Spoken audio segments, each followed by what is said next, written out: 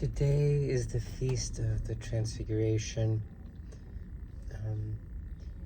The Transfiguration is a moment in the story of Christ that is recorded in, I think, all four of the Gospels, at least three of them.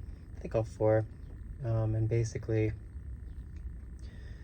in short, Jesus reveals himself to be God, but that kind of is broken down into a couple of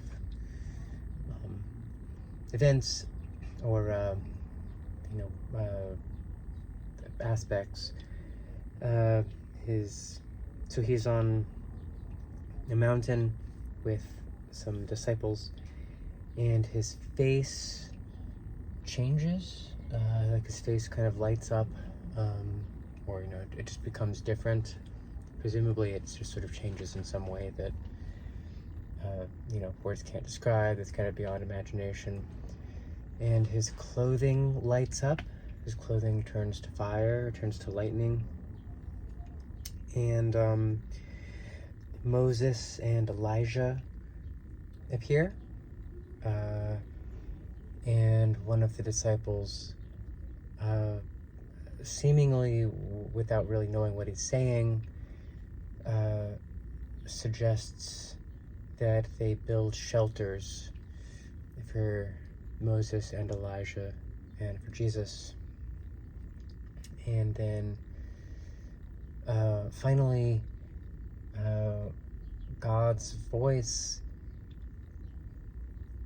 resounds sort of through a cloud or something like that, as a cloud, and God says that Jesus is his son, that Jesus is the Messiah. And then he also says that they shouldn't tell anybody this until after Jesus is raised from the dead. And at this point, the disciples don't know that Jesus will be crucified. And it's recounted a little bit differently in each of the four Gospels. For those who don't know, there are four Gospels, which are four written records of the life of Christ. And part of what's I was going to say what's so cool about the New Testament, but something that's kind of distinctive is that there are these four perspectives on the life of Christ, and they diverge a little bit, but mostly are convergent. I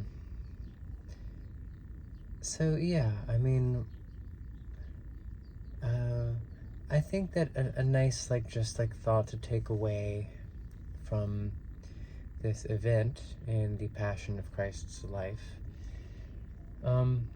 is just kind of the thought that maybe Christ really was sent down from God, and maybe Christ was God's son, and maybe that all took place in the same way that any other event has taken place in history. That the events that are taking place right now are real in the same way as it was, and vice versa. If we were alive during that time, that would have been going on.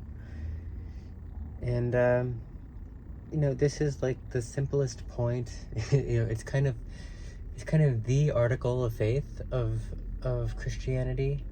Simply confessing faith in the reality of Christ, and that he walked the earth, and it's something about that means that we are redeemed, especially if we have faith in that.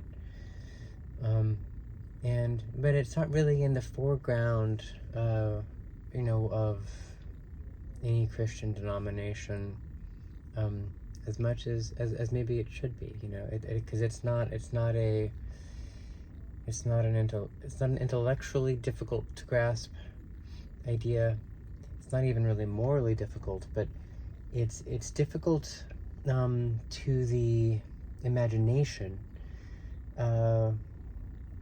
Not really that like you can't like entertain the thought in your mind, but that it's difficult to entertain the thought that all that is actually real, you know, that it happened, you know, the same way that like 9/11 happened, you know, or just any big thing, you know, that happened, World War II.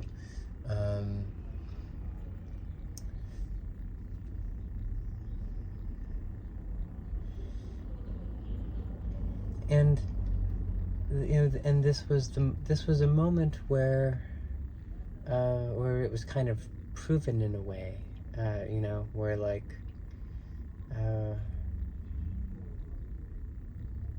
and those kinds of things do happen in life, I think.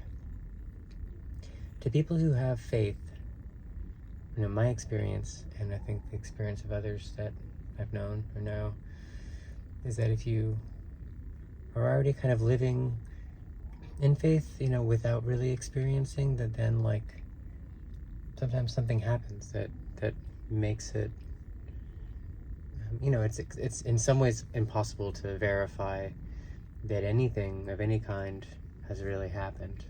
You know, that's like a problem of philosophical skepticism, but that things can happen that feel as real as any other kind of experience that you would take for granted as being real. That those are available to us.